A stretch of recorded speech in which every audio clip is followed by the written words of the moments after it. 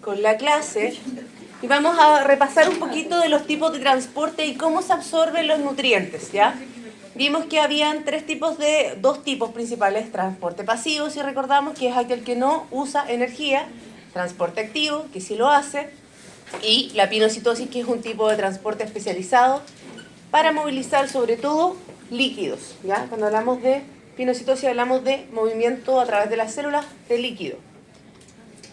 Entonces, en el caso de los carbohidratos, que sabemos que son los principales que generan la energía en el organismo animal, sobre todo aquellos que son herbívoros, vamos a tener que la absorción va a estar ligado por lo general a ciertos componentes o proteínas de superficie de membrana que van a hacer que los monosacáridos pasen de un lado a otro. ¿Ya? En este caso tenemos diferentes ritmos de absorción. Por ejemplo, la galactosa es la que más rápido se absorbe a través de las células epiteliales, seguido por la glucosa, la manosa, la silosa y la arabinosa. Entonces, dependiendo de qué tipo de carbohidratos estemos hablando, van a pasar más o menos rápido, de un lado a otro. En el caso de las grasas, el principal transporte es el de tipo... ¿Qué tipo de transporte tienen las grasas? Activo. ¿Todos dicen activo? No, Pasivo. Pasivo, ¿cierto? Porque la membrana, dijimos, está hecha de fosfolípidos, por lo tanto las grasas son capaces de atravesar la membrana sin problemas. Además, estas grasas ya sabemos que forman micelas mixtas con ciertas sales biliares, que lo que hacen es emulsionar las grasas, las envuelven para que de esa forma vengan las lipasas, las enzimas, las digieran y luego de digeridas se puedan generar su absorción a través del borde en cepillo de estas células epiteliales que vimos al inicio. En el caso de las sales biliares que se liberan en el intestino delgado, estas se absorben también luego en la parte final del intestino delgado y este sí es un proceso activo. En este caso tenemos que es un proceso activo porque vemos que estas sales biliares no estaban compuestas solo de grasa, sino que tenían también ácidos orgánicos y componentes que son difíciles de absorber. Por lo tanto, en este caso en particular, hablamos de un proceso activo. El otro tipo de transporte que existe para las grasas son los kilomicrones, que son gotitas pequeñitas que van atravesando las células y que por lo general se incorporan de manera directa a la circulación sanguínea. ¿Ya? Está súper bien. ¿Se está tirando aire o no? Sí, sí. ¿Sí? Está súper fuerte. Ya. Las proteínas dijimos que no eran capaces de ser absorbidas por completo y que necesitamos entonces romperlas, llegar a péptidos de menor tamaño para que puedan ser absorbidos. Y acá vemos un ejemplo en el cual tenemos el lumen intestinal, ¿ya? Lo que está en el lumen del intestino, y vemos que los péptidos utilizan ciertas proteínas de membrana para ingresar a la célula. Estas proteínas de membrana por lo general están acopladas al movimiento de sodio. Entonces el transporte de las proteínas va a ser dependiente de sodio. ¿Qué pasa entonces si tenemos una dieta baja en sodio y tenemos déficit de sodio? Vamos a tener varias alteraciones, pero una de ellas va a ser que vamos a tener menor capacidad para absorber las proteínas, más que las proteínas, los péptidos derivados de las proteínas en nuestra alimentación. ¿Y el exceso de sodio afecta? ¿Ah? ¿El exceso de sodio afecta algo? El exceso de sodio no, porque el organismo se preocupa de mantenerlo en homeostasis y entonces va a haber una mayor salida de sodio a través de la orina. ¿Ya? Vamos a ir descartando el sodio. ¿Hay menos sodio? Vamos a tener ¿para qué? menor capacidad para absorber los péptidos derivados de las proteínas. Fíjense que acá dentro de la célula del enterocito, este péptido que llegó va a transformarse en aminoácidos. ¿Cierto? La mayoría de los péptidos pasa a su forma de aminoácidos y estos son los que pasan al torrente sanguíneo. Solo algunos péptidos quedan como tal. ¿Ya? Y pasan entonces a la sangre. En el caso de los minerales, como ya habíamos visto, son tantos, tan variados, su mecanismo de transporte va a depender de cuál estemos hablando. La mayoría de ellos necesita también transportadores y se acoplan a ciertos transportadores como el de sodio que acabamos de ver o otros transportadores de potasio que están en la membrana. En el caso del calcio, acá tenemos su componente activo y este calcio entonces va a estar asociado a transportadores. Mientras que el fierro, vemos que la regulación de su absorción depende también de su concentración en sangre y de las reservas que tengamos internas. Acuérdense que teníamos un mecanismo de reciclaje del fierro que permitía que siempre tuviéramos un nivel base en el organismo. En el caso del zinc, se absorbe por transportador también en el borde del cepillo y está acoplado al calcio. Calcio y zinc se movilizan en conjunto. Bueno, ese era un dato que la mejor forma de absorción del yodo es de manera inorgánica, cuando no está acoplado a otras componentes. Habla muy rápido. ¿En serio? Sí. Ando acelerada hoy día. Ando eléctrica. Habla muy rápido, como que me pierdo. No, pero mira, minerales, la mayoría utiliza transportadores o si no difusión simple. ¿Ya? Y las particularidades que están ahí, que se las tienen que aprender. Este es como un repaso, porque en realidad esto ustedes ya lo vieron en fisiología, en bioquímica. En el caso de las vitaminas, ya por el solo apellido que tienen, ustedes saben si van a tener difusión pasiva, si son liposolubles, o si en el caso de las hidrosolubles van a necesitar también algunos transportadores. Entonces, fíjense, todas las liposolubles A, D, E y K, difusión pasiva, mientras que la B y la C, que son las hidrosolubles, algunas van a pasar por difusión simple y otras por transportadores dependientes de sodio. ¿Ya? Los transportadores sobre todo se acoplan a sodio.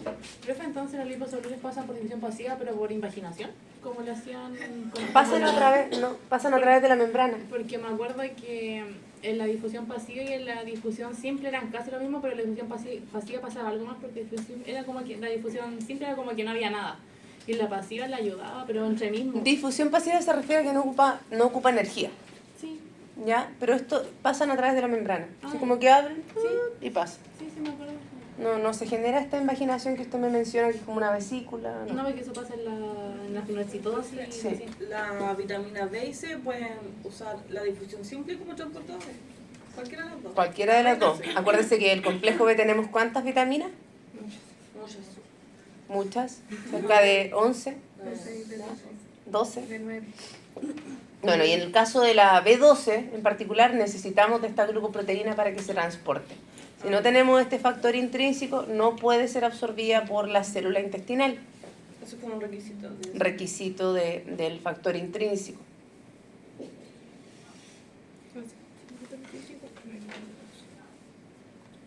Bueno, y recordar también que para tener este factor intrínseco requerimos el cobalto.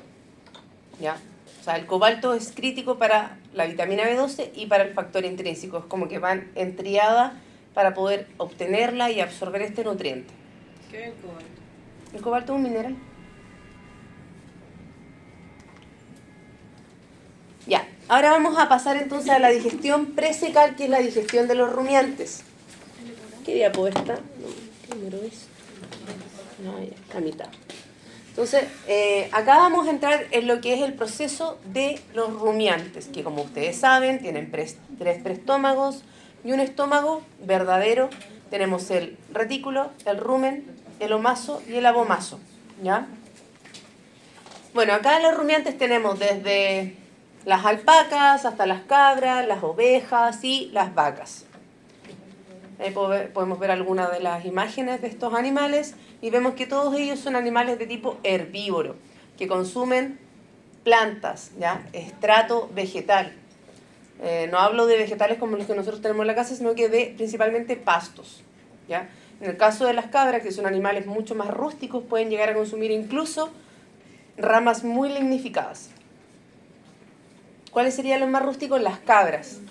Después las ovejas vienen en esta rusticidad, son menos rústicas, y las que son más sensibles dentro de las tres son las vacas. Entonces, si yo tengo un pasto hermoso, disponible, y quiero que los animales entren a consumir, ¿A quién tiraré primero a pastar? A la vaca, después la oveja, después la cabra. Eso, a las vacas, después a las ovejas, después las cabras, que pueden aprovechar lo último, lo más fibroso. Entonces voy a tener igual una, digamos, una eficiencia nutricional buena con las cabras, a pesar de tener un pasto de menor calidad. Ya. Perfecto, los ciervos no son rumiantes. Sí, también. Igual. Los ciervos. Sí. ¿O no? Me entró la duda.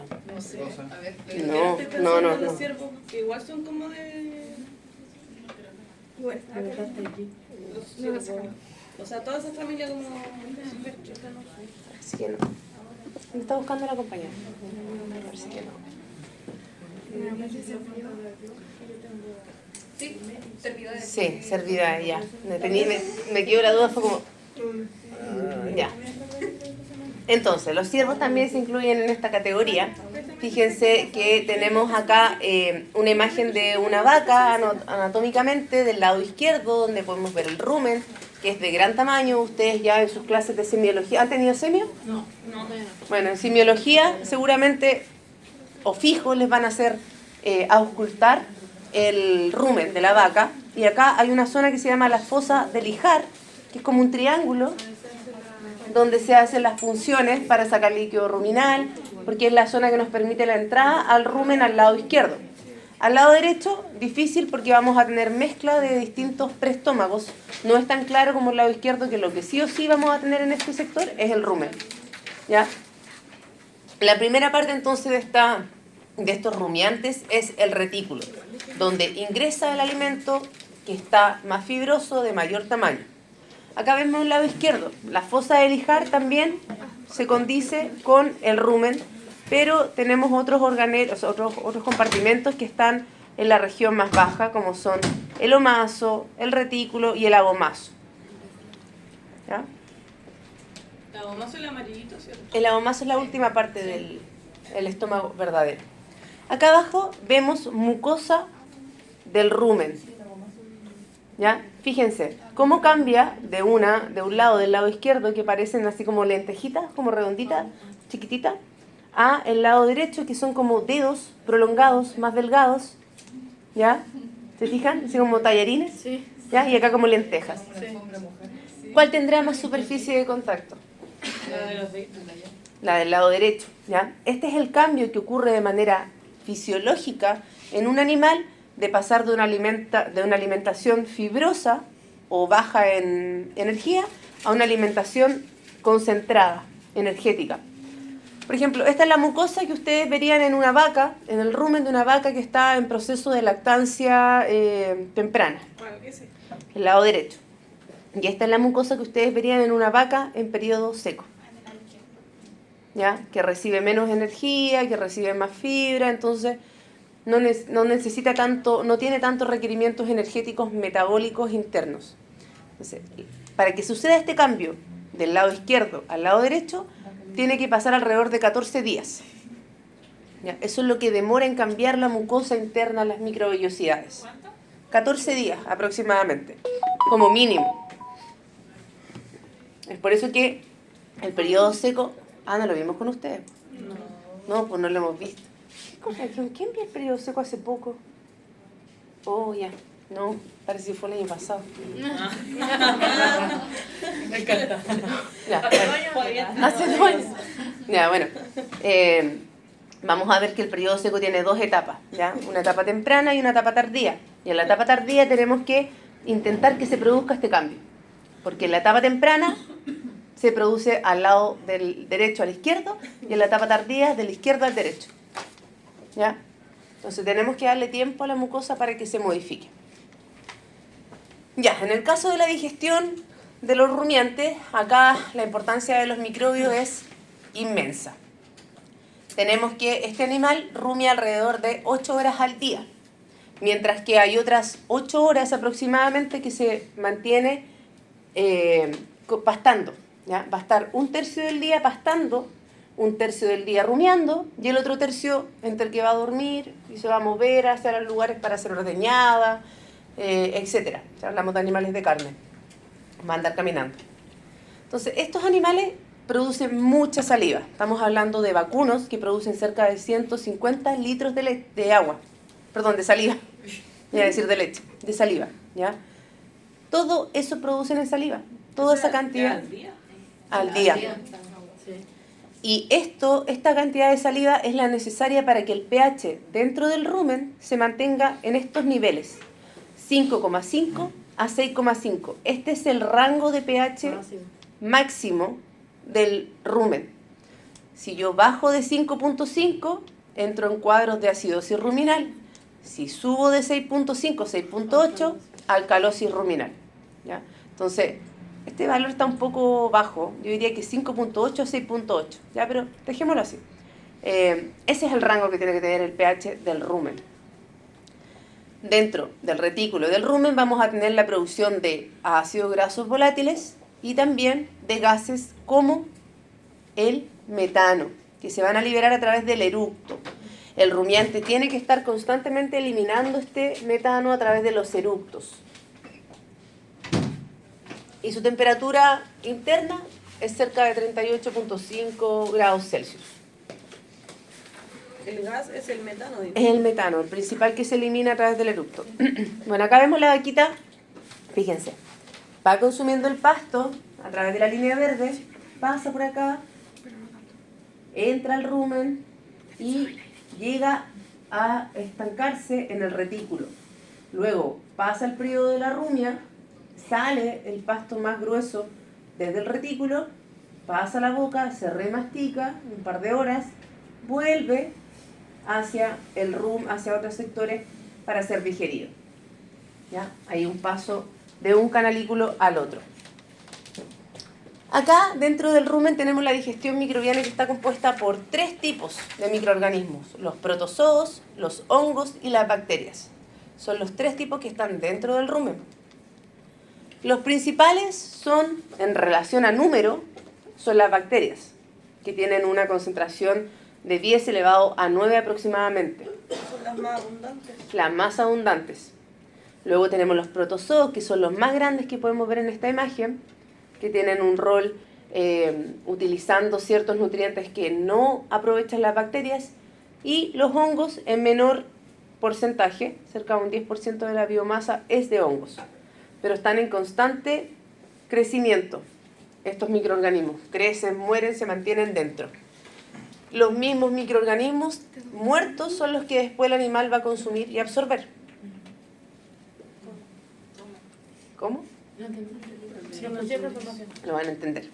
Por ejemplo, vamos a ver que cuando el animal, el rumiante, come la proteína del vegetal, esa proteína no la absorbe, sino que la utiliza la bacteria.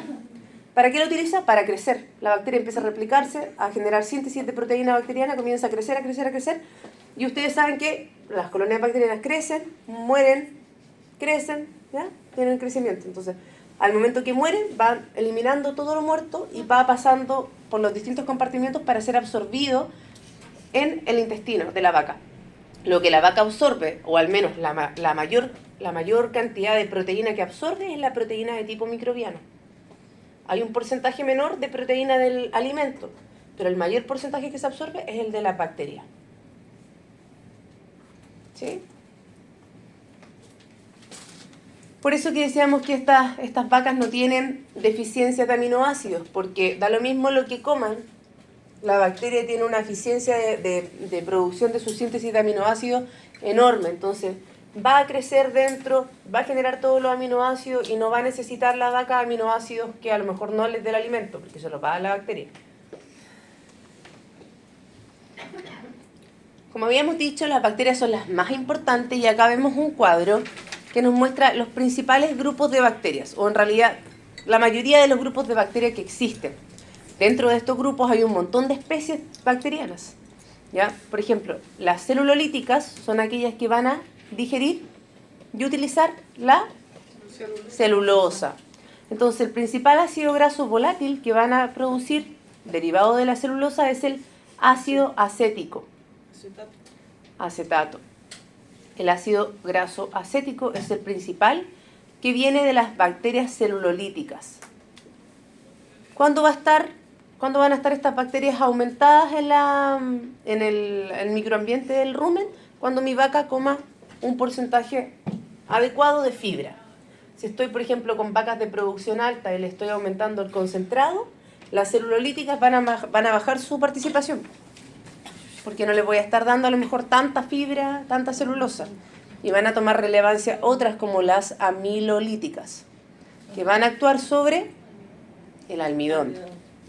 Y de esta se va a producir principalmente el ácido propiónico. Entonces, fibra, celulolíticas, acetato. Concentrado energético, almidón, por ejemplo, propionato. ¿Ya? Después tenemos las sacarolíticas, que actúan sobre la sacarosa y van a generar butirato. Tenemos las lactolíticas, que van a metabolizar el lactato y van a producir principalmente propionato. Lipolíticas, que van a actuar sobre las grasas y van a generar ácidos grasos libres y también algunos ácidos grasos volátiles, como por ejemplo el propionato. Proteolíticas, que van a degradar la proteína y van a generar ácidos grasos volátiles y amoníaco. Metanógenas, que van a producir metano. Y estas son las que hay que reducir. Hoy en día, como sabemos, las vacas, en general los rumiantes, producen una gran cantidad de metano. Y el metano es uno de los gases del efecto invernadero, ¿ya? Que genera el calentamiento global. Por ende, se trabajan diferentes estrategias para poder reducir la producción de metano en los animales.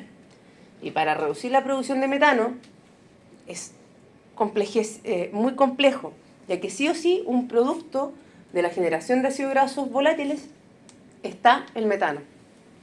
Pero podemos reducir, por ejemplo, estas bacterias que generan solo metano. Tenemos otras bacterias como las ureolíticas que hidrolizan la urea y van a generar amoníaco y CO2. La urea es un componente nitrogenado inerte que se puede utilizar en la alimentación de los rumiantes, ¿ya? Que los rumiantes pueden aprovechar el nitrógeno que está en la urea para producir proteína microbiana. Ya, entonces este cuadro ustedes se lo aprenden al revés y al derecho para la catedral. ¿Está difícil o no? No tanto. No, es cierto, es que todo viene de la palabra, Sí. de política. La entonces- característica funcional está pero los productos hay que verlos. Claro, no, pero me interesa que sepan que si hablo de proteolítica va a degradar la proteína. Pero Ese tipo de eso cosas. la amoníaco, metano. Me interesa el acetato y el propionato. Que sepan que las celulolíticas producen acético y las amilolíticas propionato. ¿Por qué me interesan estos dos grupos? Porque son los que se van a modificar más fácilmente y vamos a ver que su modificación se puede medir o cuantificar. Entonces, esos dos grupos, ¿para qué me sirve el propionato? Lo vamos a ver la próxima clase de metabolismo, ¿ya? Pero principalmente para hacer glucosa. A partir del propionato podemos obtener la glucosa, ¿ya? Porque si se fijan, en nosotros como monogástricos, de las amilolíticas, bueno, del almidón, ¿qué obtendríamos? Glucosa. Nosotros del almidón obtendríamos glucosa y acá las vacas del almidón obtienen propionato. Entonces ese propionato va a entrar en el sistema de gluconeogénesis para generar glucosa. Entonces acá hay un paso extra, ¿ya? Las bacterias usan estos carbohidratos, usan las proteínas, usan los lípidos y les dan desechos. Todo lo que es desecho de la bacteria, la vaca lo toma. Pero si no fuera por las bacterias no podrían utilizar muchas cosas, como la celulosa, la hemicelulosa. Ya, entonces, este pH ruminal va a variar de acuerdo a los productos que se generen dentro del rumen, de acuerdo a las bacterias que se estén replicando al interior, ¿ya? Y necesitamos mantenerlo en el pH ideal. Dijimos que el rango era de 5,5 a 6,5. pH ideal es de 6 a 6,8. ¿Ya? Personalmente me había ampliado. No. El otro era el pH que la saliva lograba mantener. El pH de la saliva, acuérdense que es 7,3. Es alcalino. ¿Qué va a pasar entonces con 1 kilogramo de forraje? Si el animal consume 1 kilogramo de forraje, hablando de forraje como materia seca, ¿ya? Sacando el agua, pensando que un forraje, una planta, si pensamos en una alfalfa o en una pradera, tiene cerca de un 70%, 60% de agua, lo que queda es materia seca, y pensemos que en 1 kilogramo solamente de materia seca tenemos... Claro, sí. Tenemos 400 gramos de celulosa y hemicelulosa. Este es un forraje estándar, como ideal, ¿ya? 400 gramos de celulosa y hemicelulosa, que es la pared vegetal. O sea, cerca de un 40% es pared celular. Y va a tener 200 gramos de carbohidratos hidrosolubles. ¿Dónde está el almidón? ¿Dónde están los arabinanos, la silosa y todo eso que hemos ido conversando? Estos carbohidratos, no estamos cuantificando la proteína, pero la proteína también tendría que ir acá. ¿Cuánto será aproximadamente la proteína de un forraje? Si tenemos que el 60% es... ¿Cuál es? Si sumamos los dos, 60% es carbohidrato, ¿cuánto será la proteína? No la diferencia, sino que la proteína es cerca de un 16%. ¿Ya? Entonces serían 160 gramos de proteína. Y de lípidos, ¿cuánto dijimos que tenía como máximo? No dijimos, estoy confundiendo con otro curso. De lípidos máximo son 8%, máximo. Por lo general tiene un 4%. Entonces serían 40 gramos de lípidos, 160 gramos de proteína y ahí vamos sumando. Y claro. Entonces, estos carbohidratos de los que vamos a hablar ahora van a entrar en el proceso de digestión ruminal, que tiene 2 pasos. ¿Ya? Estamos hablando solo de carbohidratos. ¿Qué bacterias van a actuar acá? En este proceso. ¿La glucosa? ¿Qué bacterias van a actuar acá? De acuerdo a la tabla que vimos anteriormente. Serían las celulolíticas, las amilolíticas, ¿ya? Las sacarolíticas, ¿ya? Porque tenemos hidrosolubles y de pared. Esas bacterias van a estar en la primera etapa, que es la fase de digestión. En esta fase de digestión, los carbohidratos complejos, ya sea de pared celular o internos, van a pasar hasta azúcares sencillos. O sea, se van a degradar, se van a romper. Y esto lo van a generar las enzimas de los microbios. ¿De qué microbios? En coro. ¿De qué microbios? Celulolíticas, sacarolíticas, ¿ya? Amilolíticas. Entonces acá tenemos algunos ejemplos. La celulosa va a llegar hasta glucosa. El almidón va a llegar hasta glucosa. Las pectinas, que están en los carbohidratos hidrosolubles, van a llegar hasta silosa. Los silanos van a llegar hasta silosa. Entonces, acá también me falta la hemicelulosa, que llega a 2 componentes básicos. Pero todos estos azúcares complejos que están al lado izquierdo van a llegar hasta azúcares simples que están al lado derecho. ¿Y quién va a usar estos azúcares simples? Los microbios. Los microbios van a utilizar estos azúcares simples. La silosa, ¿cuántos carbonos tenía? 5. ¿Recuerdan o no? 5. Es una pentosa. La glucosa era una hexosa. Tiene 6 carbonos. Entonces, estas bacterias rompen los carbohidratos complejos, los llevan hasta azúcares simples o monosacáridos y transforman todo en piruvato. ¿Cuánto tiene el piruvato? 3 carbonos. Entonces, a partir de la silosa se obtiene un piruvato y a partir de una glucosa se obtienen 2 piruvatos. Con este piruvato, dependiendo de qué... ¿Y el resto de los carbonos de la silosa?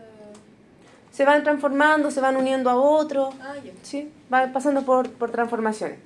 Pero el tema es que el piruvato va a poder transformarse o en acético, o en butirato, o en propionato. ¿De qué depende? De qué tipo de bacteria está actuando sobre ese piruvato. Si es celulolítica, me va a generar acetato. Si es amilolítica, me va a generar propionato. Si es sacarolítica, me va a producir butirato, que era lo que veíamos en esta tabla. ¿Quién generaba butirato? Las sacarolíticas. ¿Quién generaba propionato? Las amilolíticas. ¿Quién generaba acetato? Las celulolíticas. Entonces, dependiendo del grupo de bacterias que esté actuando, vamos a tener producción de uno o de otro. Lo normal para vacas que comen desde la pradera es que la mayor proporción de ácidos grasos volátiles sea de acetato. ¿Ya? Como comen harta fibra, lo normal es que tengan más producción de acetato. Si vamos a hablar de una vaca ahora confinada o de un sistema productivo de alta demanda, vamos a tener mayor producción de propionato. ¿Ya? Entonces ahí va variando. Y como estamos viendo un pasto estándar, pradera estándar, tenemos que de este pasto, de este kilogramo de pasto, de este kilogramo de forraje, vamos a llegar a 57 hexosas o azúcares. Y vamos a tener el doble de piruvatos. Y las proporciones que se obtienen de una pradera estándar son 65 acetato, 21 propionato, 14 butirato. Esta es la relación estándar. 65, 21, 14. Acetato, propionato, butirato. Pero, por supuesto, esto no es fijo y se puede modificar. ¿Y de qué depende que se modifique? Del alimento. Del alimento. ¿Qué bacteria? Del alimento y, por supuesto, las bacterias que van a actuar sobre ese alimento. Entonces, a modo estándar, una pradera estándar, eso es lo que genera. Alimento, si tengo una alimentación concentrada energéticamente, va a aumentar la proporción de propionato y se va a reducir la del acetato. Van a cambiar estas dos proporciones. Esta no varía mucho, el butirato suele quedar como siempre igual. Tenemos entonces que se producen estos ácidos grasos volátiles, se produce además CO2 y se produce metano. Entonces sí o sí tenemos la producción de este metano. ¿Hasta ahí? ¿Dudas? Profe, y en caso de los terneros, ¿Los terneros? todavía como no se les forman los estómagos. No, los terneros pasa lo mismo. Por lo mismo que vimos los lechones, las primeras semanas van a tomar leche y va a ir madurando a poco. 2-3 semanas ya están como produciendo enzimas digestivas que le ayudan a... Y más que nada es el consumo del pasto desde la pradera y de la leche de la madre hace que su interior, el rumen internamente, se colonice de las bacterias. Entonces ya están como listos a las 2 semanas para consumir pastito. ¿Sí? Ya, ¿qué pasa si ese metano no puede salir?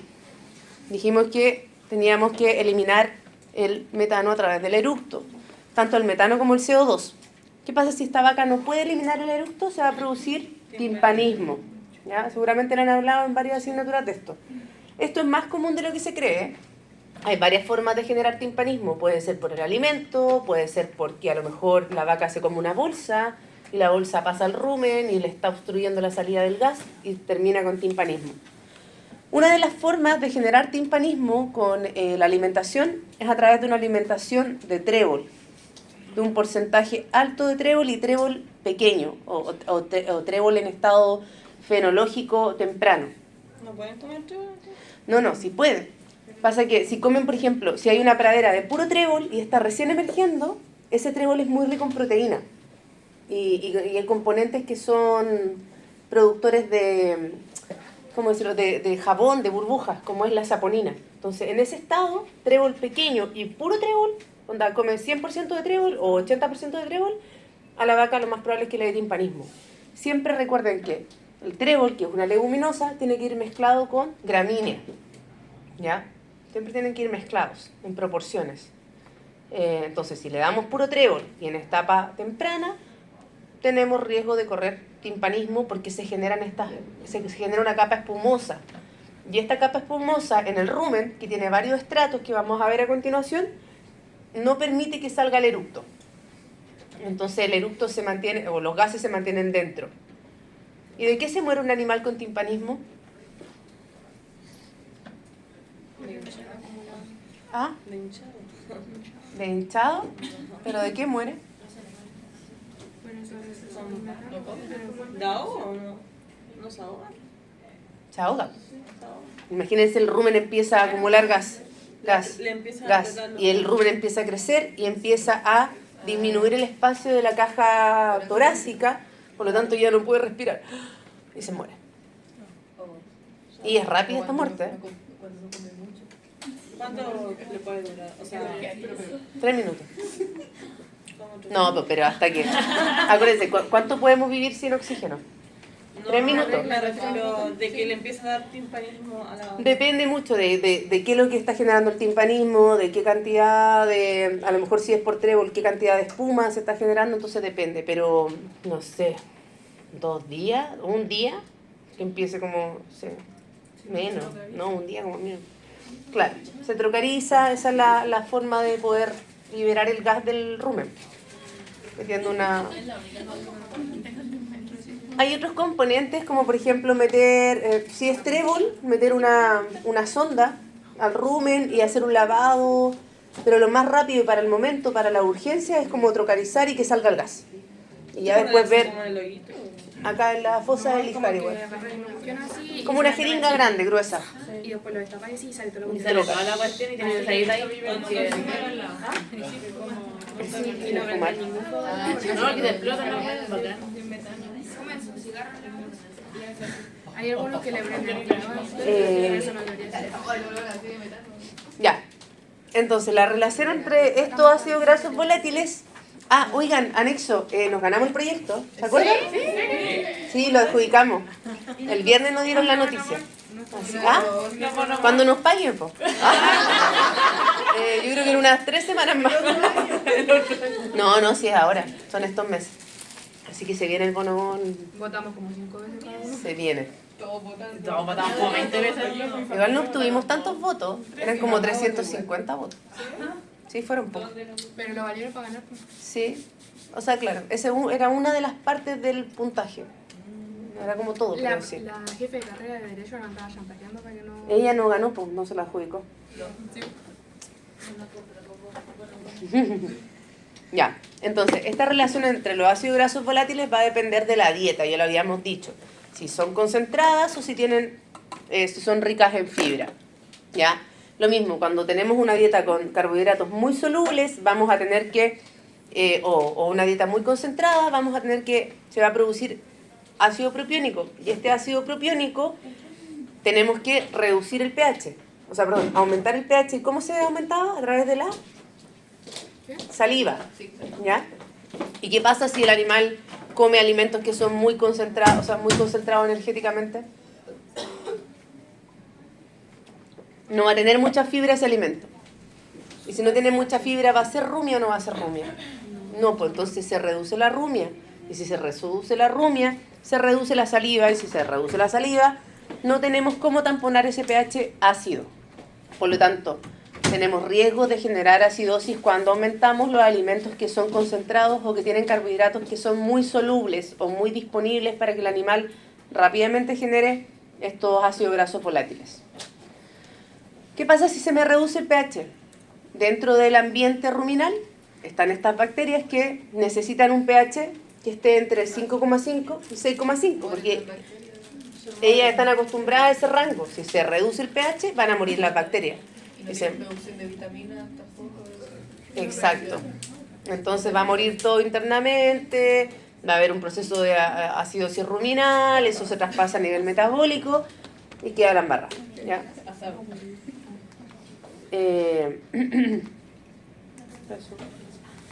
Ya, acá está lo que le decía del pH ruminal, la saliva, que habíamos visto que eran cerca de 180 litros día, dependiendo de la vaca, si es lechera o si es de carne, tiene que tamponizar esta producción de ácidos grasos volátiles, y en este caso la saliva es mucho más alcalina que en el cerdo. ¿Ya? Yo le dije antes que eran 7.3, pero son 8.3, un punto más arriba que la saliva de los monogástricos, o del cerdo, que fue el ejemplo que vimos. ¿Ya? Entonces acá es mucho más alcalina porque tiene que tamponar una acidez mucho mayor. No es solo el ácido clorhídrico como eran los cerdos, sino que acá son ácidos grasos volátiles que generan estas bacterias. ¿Y qué pasa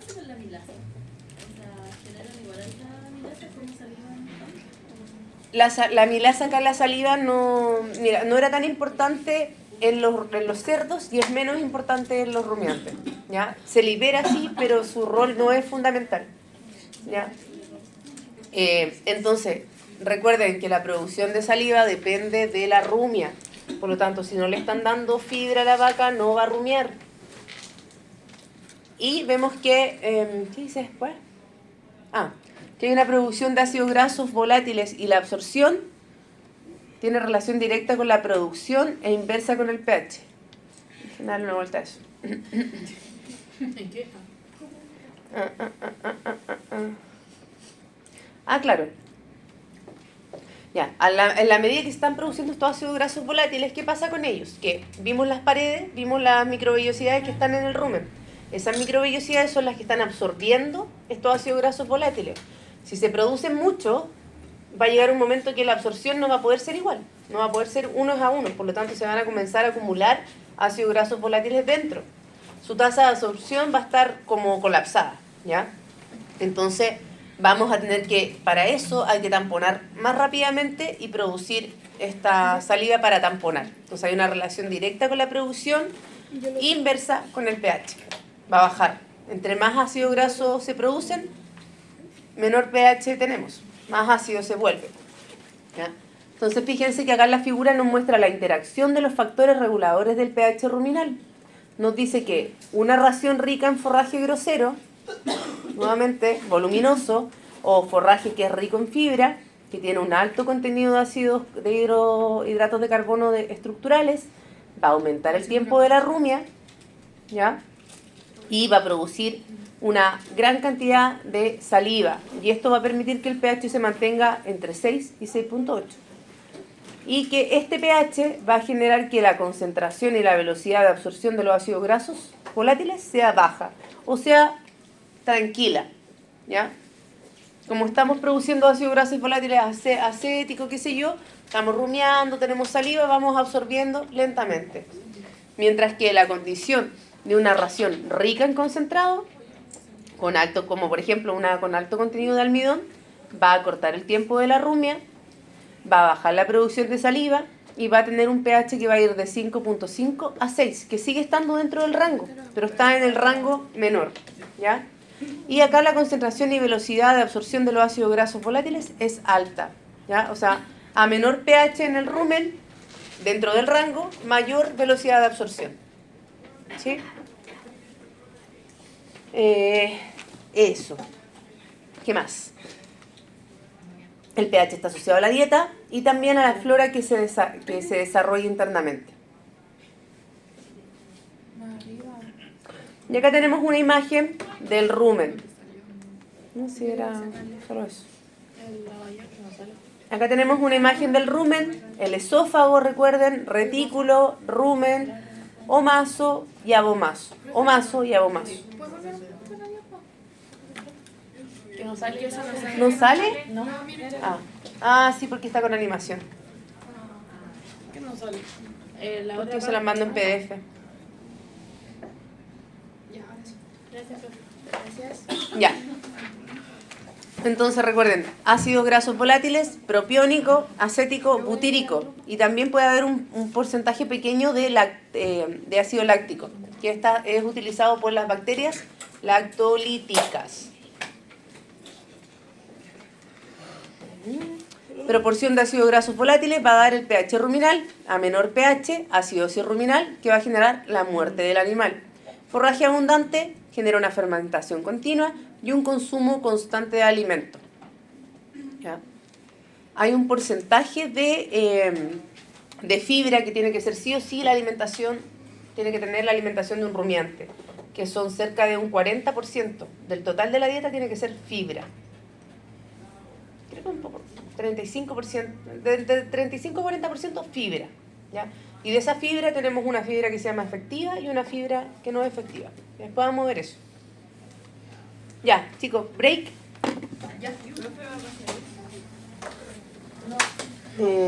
¿Sí? ¿Quiere que le pase la lista? Ya voy a pasar.